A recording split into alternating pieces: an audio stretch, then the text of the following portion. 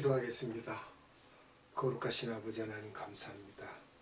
오늘 이 시간은 하나님 사도 바울이 에베소에서 저가 하나님을 증거하기 위하여 여러 곳을 다니고 교회를 세우고 여행한 것을 살펴볼 수 있도록 하나님 지혜를 주시기를 원합니다. 또한 말씀을 선포하는 자나 듣는 자들 모두에게 성령님 함께하여 주셔서 은혜가 넘치게 하여 주시옵소서. 감사드리오며 예수님의 이름으로 기도드리옵나이다. 아멘. 오늘은 이 시간 에베소서의 역사적 배경에 대해서 여러분들과 함께 은혜를 나누도록 하겠습니다. 먼저 사도 바울의 편지 중에서 로마서를 제외하고 중요한 것으로 에베소서를 말할 수 있으며 에베소서를 소화함으로써 바울의 신학을 쉽게 이해하고 다른 서신서들도 쉽게 이해할 수 있을 것입니다. 먼저 바울의 생애를 살펴봅니다. 바울은 AD 5년에 다소에서 출생했습니다. 그리고 AD 35년에 다메섹에서 회심을 하죠. 공문을 가지고 가다가 주님을 만납니다. AD 38년에 아라비아 또 그리고 다메섹, 예루살렘 이렇게 거칩니다. 그리고 AD 41년에 삼층천을 경험하죠. 그것을 제가 이제 말을 하고 있죠. 또 AD 45년에 안디옥 교회 전도사로 부임합니다. 또 AD 46년에서 48년 1차 전도 여행을 떠납니다. 그 기간이 1차 전도 여행 기간입니다. 그리고 AD 50에서 52년 사이가 2차 전도 여행입니다. 또 AD 53년에서 57년이 3차 전도 여행입니다. 그리고 AD 60년에서 62년 사이가 1차 로마 감옥에 투옥됩니다. 그리고 성경에는 기록되지 않았지만 4차 전도 여행이라고 볼 수 있는 기간이 AD 63년에서 67년입니다. 그리고 2차 로마 감옥에 투옥되는 것이 AD 68년입니다. 그리고 순교를 하게 되죠. 그리고 AD 70년에 이스라엘 폐망이 되고 예루살렘 성전이 파괴됩니다. 돌 위에 돌 하나도 남지 않고 다 파괴되는 그런 일이 일어나게 됩니다. 그러면 에베소서 다음에 골로새서를 쓰시면서 골로새의 교인과 라오디게아 교인들이 함께 보도록 쓴 것입니다. 바울의 선교 여행은 AD 35년 바울의 나이 30세 때 다메섹 도상에서 예수님을 만나고 이것은 사도행전 9장 3절로 9절에 기록되어 있습니다. 그리고 바로 아라비아로 내려가서 38년까지 은둔 생활을 하면서 3년 동안 많은 영적 비밀을 깨닫고 다시 다메섹으로 갔을 때 다메섹에 있는 기독교인 친구들이 바울이 예루살렘에 갈 것을 권면하므로 예루살렘에 가서 베드로, 야고보, 바나바를 만나 그들과 교제하는 가운데 유대인들이 바울을 핍박하므로 15일밖에 못 있고 도망 나와서 가이사랴로 와서 배를 타고 고향인 다소로 피신합니다. 그러니까 그 후에 고향 다소에서 하나님과 교제하며 외롭게 지내던 중 AD 41년에 삼층천을 경험합니다. 하늘 보좌를 보게 된 것이죠. AD 55년에 고린도 후서를 기록하면서 고린도 후서 12장 29절에 14년 전에 삼층천에 갔던 것을 기록하고 있습니다. 그 후 계속 고향에서 7년을 계시다가 AD 45년에 안디옥에 있던 바나바가 7년 전 예루살렘에서 만났던 바울을 생각하고 바울을 안디옥 교회의 전도사로 청빙하여서 부임하게 됩니다. 이게 바울 40세 때 전도사 부임했고요. 10년 훈련받은 후에 이렇게 부임하게 됩니다. 그 후 1년간 안디옥 교회에서 전도사 사역을 하다가 46년부터 전도 여행을 시작합니다. 1차 전도 여행은 AD 46년에서 48년입니다. 안디옥, 구브로, 지금 사이프러스 바나바의 고향이죠. 구브로 섬, 그 다음에 루스드라, 여기 루스드라는 디모데를 만난 곳이죠. 사도행전 16장 1절에 기록이 되어 있습니다. 2차 여행 때요. 그 루스드라, 그 다음에 더베, 그 다음에 구브로, 안디옥, 이렇게 1차 여행을 마치고요. 또 2차 여행은, 2차 전도 여행은 AD 50년에서 52년 사이입니다. 유럽 지역 선교를 생각하면서 터키와 그리스 지역을 복음화했고요. 이 복음은 항상 미전도 족속에게 흘러가게 되어 있는 것입니다. 바울이 복음을 전파하기 위하여 다녔던 행선지를 살펴보도록 하겠습니다. 수리아 안디오, 그 다음 더베, 루스트라 이고니온, 그 다음 무시아, 드로아, 마게도냐의 첫성, 빌립보, 데살로니카, 베레아, 아덴, 고린도에서는 브리스길라와 아굴라를 만났죠. 로마에서 건축업을 하던 유대인이죠. 로마 왕 글라우디오 때 모든 유대인을 다 쫓아내므로 고린도로 건너왔다가 바울을 만나 성서 교육을 받게 되면서 부인의 믿음이 남편보다 더 좋으므로 브리스길라의 이름이 앞서 나오게 됩니다. 그 다음에 갱그레아를 통해서 에베소로 가고, 여기에서 사도행전 18장 22절에서 23절까지 여기까지가 2차 선교 여행이 끝납니다. 예수님의 3년 공생애 동안에 홈베이스는 갈릴리 지방 가버나움 지역이었던 것처럼 바울에게도 그런 홈베이스가 필요하므로 브리스길라와 아굴라를 통하여 준비하도록 하게 되었습니다. 그럼 왜 예수님은 가버나움을 홈베이스로 했는가? 그것은 이방인의 복음화를 위한 예수님의 계획이었습니다.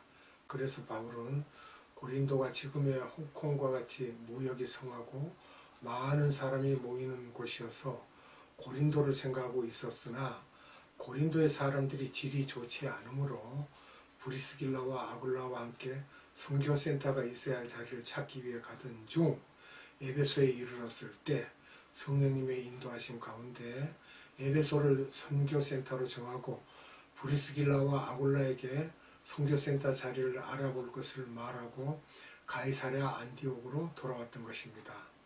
그러면 초기 선교센터에서부터 우리가 살펴보겠습니다. 예수님은 가버나움에서 자리를 잡고 복음을 전파하셨죠. 그리고 예루살렘으로 전파되었고, 이 지상명령을 지키지 않으므로 핍박을 통해서 예루살렘 교회가 흩어지게 됩니다. 핍박을 받고. 그렇게 해서 안디옥으로 갔는데, 안디옥에는 누가 있었어요? 바나바와 바울이 그곳에 있었지요. 그래서 그들이 이제 에베소에 두란노 서원을 만들어서 거기서 복음을 전파하게 되었던 것입니다. 그 다음에 이제 3차 전도여행으로 들어가는데요. AD 53년에서 55년입니다. 2차 여행 후에 안디옥에 돌아와서 바로 다시 준비하여 육로를 통하여 에베소로 가면서 터키 지방의 골로새부터 소아시아 7개를 다 개척하고 에베소에 도착하였는데, 브리스길라와 아굴라 부부가 에베소의 두란노 서원을 준비하고 있었던 것입니다. 지금으로 말하면 신학교지요. 그 후 두란노 서원에서 그동안 개척했던 교회의 지도자들, 유대인과 이방인들이죠. 지도자들을 불러서 2년 동안 밤낮 없이 성서 교육을 하였던 것입니다. 두란노 서원에서 교육을 받았던 지도자들은 누구인지 우리가 또 봐야 되겠습니다. 이들이 모두 바울이 로마에 가택 연금되었을 때 따라와서 함께 했던 사람들입니다. 두기고가 있고요. 아리스다고 골로새서 4장 10절에 나옵니다. 마가가 있었고요. 유스도가 있고 에바브라가 있었고 누가가 있었습니다. 누가는 의사지요. 누가복음을 기록했던 분입니다. 데마가 있었고 디모데가 있었습니다. 여기에서 두기고는 에베소 출신의 이방인입니다. 바울이 AD 60년에 로마에서 1차 투옥으로 가택 연금 중일 때 따라가서 에베소 교회에 대한 모든 정보를 주어 교회의 여러 문제점과 소식을 듣고 바울이 에베소에 편지하게 되므로 두기고가 이 편지를 들고 에베소, 골로새, 빌레몬서 세 개를 다 갖고 갔다고 이렇게 봅니다. 에바브라는 골로새서 1장 7절과 4장 12절, 빌레몬서 1장 23절에 기록되어 있는데요. 골로새 교회 대표로 로마에 있는 바울을 입문하고 다니면서 골로새 교회의 문제점, 그런 문제점을 말하여 바울로 하여금 골로새서를 쓰게 하십니다. 즉, 그 교회에 예수님의 신성을 부정하는 일이나 기독론을 희석하고 우상 섬기고 구약 절기를 강조하고 천사 숭배자들에 대한 것을 타파하기 위해서 골로새서를 쓰게 되었지요. 그 다음에 오네시모는 빌레몬서 1장 9절로 10절과 12절, 16절, 골로새서 4장 9절에 기록되어 있습니다. 골로새에 있는 빌레몬의 노예였던 자가 바울의 제자죠. 오네시모도. 근데 골로새에 있는 빌레몬의 노예였던 것입니다. 로마에 와서 바울을 만나게 되어 빌레몬에게 써주는 편지를 갖고 빌레몬에게 돌아갑니다. 이 모든 편지를 두기고가 갖고 갈 때 오네시모가 따라가게 되면서 골로새로 돌아가게 되었습니다. 사도 바울이 개척한 교회 중에 가장 1등 교회는 어디였습니까? 빌립보 교회입니다. 바울의 사역을 위해 항상 헌금하고 기도로 동력을 했던 것입니다. 또 에바브로 디도는 빌립보서 2장 25절 또 25절에서 30절까지와 빌립보서 4장 18절에 보면 기록이 되어 있습니다. 바울이 로마에 있을 때 어려운 것을 듣고 빌립보 교인들이 기도하면서 특별 헌금을 하여 모아진 것을 갖고 에바브로 디도 대표가 바울에게 걸어와서 바울 앞에 도착하여 그가 실신함으로 바울이 안수하여 에바브로 디도가 다 나음으로 바울이 빌립보 교인들을 위로하고 감사함을 전하는 편지를 써서 에바브로 디도에게 보내게 됩니다. 그때 빌립보 교회의 여권사들의 싸움을 듣고 권사들에게도 권면을 하게 됩니다. 우리가 옥중서신을 보면 옥중서신은 에베소서, 골로새서, 빌레몬서, 빌립보서가 되겠습니다. 그리고 AD 68년에 2차 투옥 때까지 따라갔던 두란노 서원의 제자들이 있습니다. 그 제자들도 우리가 좀 알아가야 되겠습니다. 디모데후서 4장 9절로 13절 봅니다. 너는 어서 속히 내게로 오라. 데마는 이 세상을 사랑하여 나를 버리고 데살로니가로 갔고 그레스게는 갈라디아로 디도는 달마디아로 갔고 누가만 나와 함께 있느니라. 너가 올 때에 마가를 데리고 오라. 저가 나의 일에 유익하니라. 두기고는 에베소로 보내었노라.